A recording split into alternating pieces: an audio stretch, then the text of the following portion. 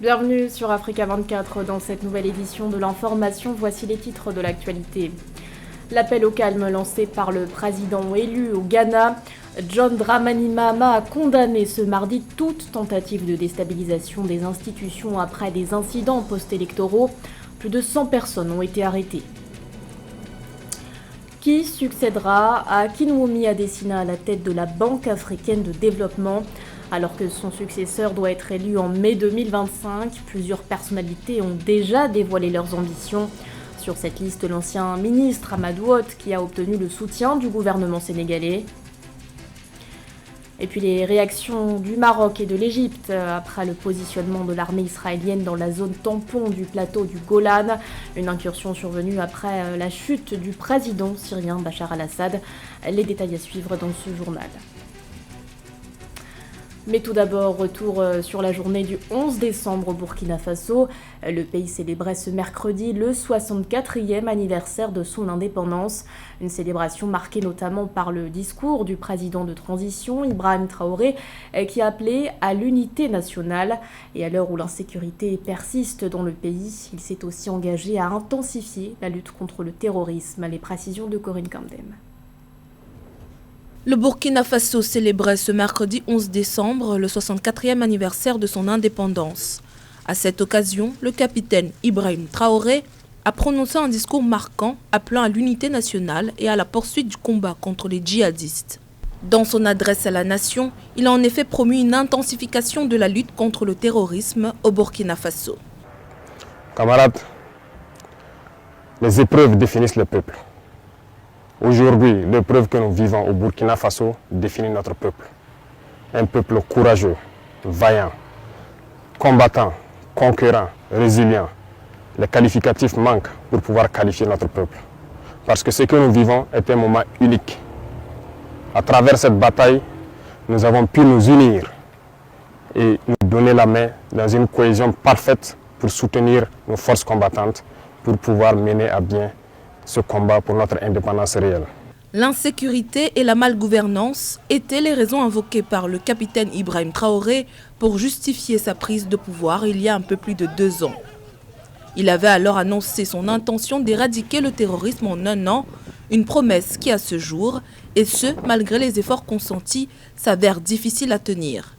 L'attaque de Barça Logo intervenue le 24 août 2024 en est l'une des illustrations les plus marquantes. Le Burkina Faso n'abandonnera jamais, le Burkina Faso n'abdiquera jamais, le Burkina Faso va combattre. Nous sommes un peuple fier, combattant, guerrier et digne.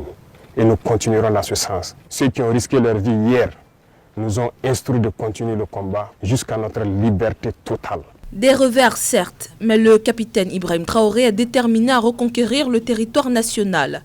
Il appelle la population à continuer de soutenir les forces armées et à contribuer à l'effort de guerre face à cette menace commune. Les autorités ont pris diverses mesures. Ce mercredi 11 décembre, le président Ibrahim Traoré a notamment annoncé le lancement de nouvelles opérations militaires pour traquer les groupes terroristes jusqu'à leur dernier retranchement. Plus de 100 personnes arrêtées pour actes de vandalisme et pillage. C'est le bilan établi par la police après la présidentielle du 7 décembre au Ghana. Des incidents qui ont fait réagir le président élu John Dramani Mahama. Il a appelé les citoyens à cesser immédiatement ces actes. Samantha Sabiru-Sabubanga. Les violences post-électorales après les élections générales du 7 décembre 2024 au Ghana ont été fortement critiquées par le président élu John Dramani Mahama qui a exhorté les Ghanéens à favoriser l'unité et le calme pendant la transition vers son administration. Dans un discours à la nation mardi 10 décembre 2024, le président élu a appelé à la fin immédiate des actes de violence signalés dans diverses régions du pays. Ces actes doivent cesser immédiatement. Je condamne fermement toute tentative de déstabilisation de nos institutions pendant cette transition. Le président élu John Dramani Mahama a reconnu les frustrations des jeunes Ghanéens et a réitéré son appel intérieur pour qu'ils consacrent leur énergie à des efforts constructifs plutôt qu'à des actions destructrices. John Dramani Mahama a également appelé le président sortant Nana Akufo-Addo et les forces de sécurité à prendre des mesures décisives pour restaurer l'ordre face aux affrontements et actes de vandalisme qui ont éclaté dans plusieurs régions. J'exhorte tous nos citoyens à rester calmes et à éviter toute action qui pourrait nuire à nos institutions et à notre démocratie. Nous avons lutté avec acharnement pour obtenir le changement et il est désormais temps de démontrer notre engagement à reconstruire le Ghana. En conclusion de son discours, le président Dramani Mahama a proposé une vision d'unité et de progrès, réaffirmant son engagement en faveur du renouveau national. L'appel du président élu à la paix et à la cohésion intervient à un moment crucial, signalant son leadership dans la gestion de la transition du Ghana et la réalisation des promesses de renouveau et de réforme. Et dans ce souci de transition pacifique, une entrevue a eu lieu ce mercredi entre le président sortant, Nana Akufo-Addo, et son successeur, John Dramani Mahama. Les deux parties ont notamment échangé sur des questions de sécurité et d'économie. Il est le candidat du Sénégal à la présidence de la Banque africaine de développement. Amadou Hott s'est entretenu ce 10 décembre avec le Premier ministre sénégalais Ousmane Sonko. L'occasion pour l'ancien ministre de l'économie de présenter sa vision et son projet au chef du gouvernement. Un projet constitué de 3 piliers principaux et qui pourrait le faire élire en 2025. Marie-Roger Kouao. Le Premier ministre sénégalais Ousmane Sonko a rencontré mardi 10 décembre 2024 Amadou Hott, le candidat du Sénégal à la présidence de la Banque africaine de développement BAD. Lors de cette rencontre, Amadou Hott, ancien ministre de l'économie et actuel candidat officiel du Sénégal, a exposé sa vision pour l'avenir de la BAD, centrée sur l'accélération du développement durable en Afrique. Le soutien total du gouvernement sénégalais à sa candidature a également été affirmé. Ce fut également l'occasion d'échanger sur les activités de la BAD, sur les ambitions de la BAD, sur notre vision également pour cet instrument majeur d'intégration africaine, de mobilisation de ressources, non seulement pour le secteur public, mais aussi sur le secteur privé. Amadou Hott, économiste et banquier, met un accent particulier sur l'importance de renforcer les partenariats entre le secteur privé et les gouvernements africains afin de relever les défis économiques du continent. Pour le Sénégal, cette élection permettra d'impulser une dynamique nouvelle pour la BAD, tout en contribuant à l'avancement des projets stratégiques pour le développement de l'Afrique. Il faut renforcer l'industrialisation, parce que sans industrialisation, on ne peut pas créer les emplois pour les 500 millions de jeunes que l'Afrique va compter à l'horizon 2035. C'est 500 millions de jeunes. Amadou Hott, candidat sénégalais pour la présidence de la Banque africaine de développement, a officiellement lancé sa campagne pour succéder à Akinwumi Adesina à la tête de l'institution. Le candidat a détaillé son programme qui repose sur 3 axes principaux: renforcer l'impact de la BAD sur les projets de développement, augmenter les partenariats publics-privés et promouvoir l'autonomisation des jeunes et des femmes, des priorités clés pour garantir une croissance durable. Il ambitionne de succéder à l'actuel président de la BAD, dont la gestion a permis à l'institution d'investir plus de 50 milliards de dollars en Afrique ces dernières années. Les réactions se multiplient après le positionnement de l'armée israélienne dans la zone tampon du plateau du Golan.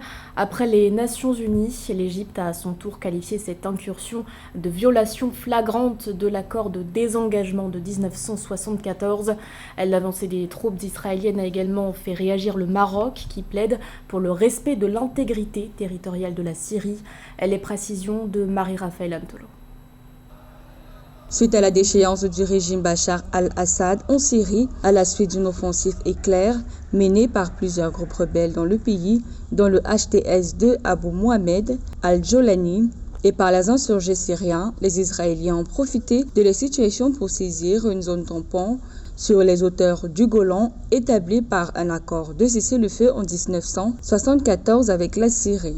L'Égypte, partenaire bilatéral de la Syrie, a condamné cette saisie le 9 décembre 2024, la qualifiant de violation évidente de la souveraineté de la Syrie et de violation claire de l'accord de désengagement de 1974.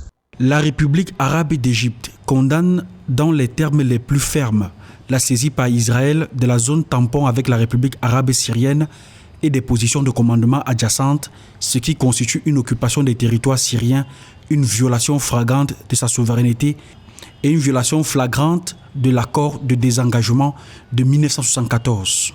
Dans sa déclaration, l'Égypte a souligné que cette attitude israélienne non seulement viole le droit international, mais menace également l'unité et l'intégrité des territoires syriens. Le gouvernement égyptien a déclaré que ces actions profitent de l'instabilité et du vide du pouvoir en Syrie, rendant la situation déjà tendue plus compliquée.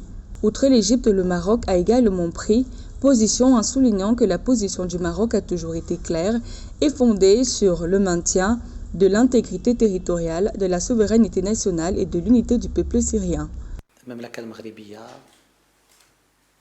Sous les instructions de Sa Majesté le roi Mohamed VI, que Dieu l'assiste, la position du Maroc a toujours été claire, fondée sur la préservation de l'intégrité territoriale, de la souveraineté nationale et de l'unité du peuple syrien.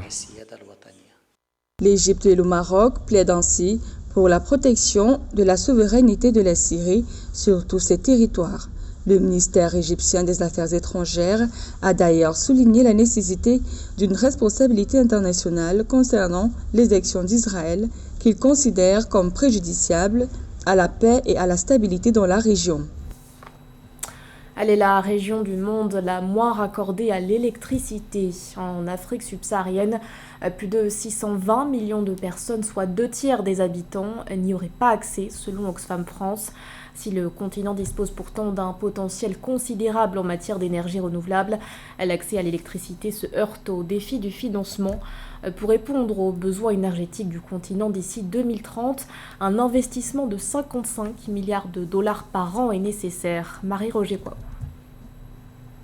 L'Afrique abrite près de 17% de la population mondiale, mais seulement 3% de la production énergétique mondiale. Le fossé est d'autant plus criant en Afrique subsaharienne, où plus de 600 millions de personnes n'ont toujours pas accès à l'électricité, selon la Banque mondiale. Devant un tournant crucial de son développement économique, où la transition énergétique vers les énergies renouvelables et l'efficacité énergétique deviennent priorité, le secteur de l'énergie se doit de répondre à des défis majeurs. Le défi est particulièrement pressant pour l'Afrique de l'Ouest, une région où l'accès à l'énergie demeure limité malgré un potentiel considérable. L'une des grandes prouesses, c'est d'avoir créé un centre spécifique dédié aux énergies renouvelables et l'efficacité qui est écrit, logé à Praia au Cap-Verde. Ça, fondamentalement, c'est parce que justement, les autorités de la CEDEAO ont vu que l'énergie renouvelable est très importante. Donc, on a créé une agence spécialisée qui est dédiée. De nombreux pays d'Afrique de l'Ouest ont pris des initiatives pour encourager les investissements dans les énergies renouvelables et améliorer leur efficacité énergétique. La Côte d'Ivoire a lancé un programme de modernisation de son réseau électrique pour réduire les pertes techniques et non techniques et encourager l'intégration des énergies renouvelables dans un mix énergétique national. Le Nigeria, en collaboration avec la commission de la CEDEAO, a pris des mesures pour renforcer la gestion et la transparence des données énergétiques du pays. Si quelqu'un, une entreprise nationale ou étrangère, veut investir dans le secteur de l'énergie au Nigeria, il suffit qu'elle aille sur ce site, elle a toutes les informations en termes de quantité, en termes de taux. L'Afrique, pour réussir sa transition énergétique, doit surmonter plusieurs obstacles, notamment en matière de financement. Selon l'Agence internationale de l'énergie, il faudrait investir près de 55 milliards de dollars chaque année pour satisfaire les besoins énergétiques du continent d'ici 2030. Et dans l'actualité sportive, pour finir, il deviendra le deuxième pays africain à abriter une Coupe du Monde de football. Le Maroc accueillera le mondial de 2030 avec l'Espagne et le Portugal. La FIFA a officialisé ce mercredi l'attribution de cette compétition au trio. Les 3 premiers matchs se joueront en Amérique latine, une organisation qui suscite la polémique en raison du coût environnemental de tous ces déplacements aériens sur 3 continents. Notons par ailleurs que l'Arabie Saoudite sera le pays hôte du mondial 2034. C'était le journal de la rédaction. Merci de l'avoir suivi et restez avec nous. L'information continue sur Africa 24.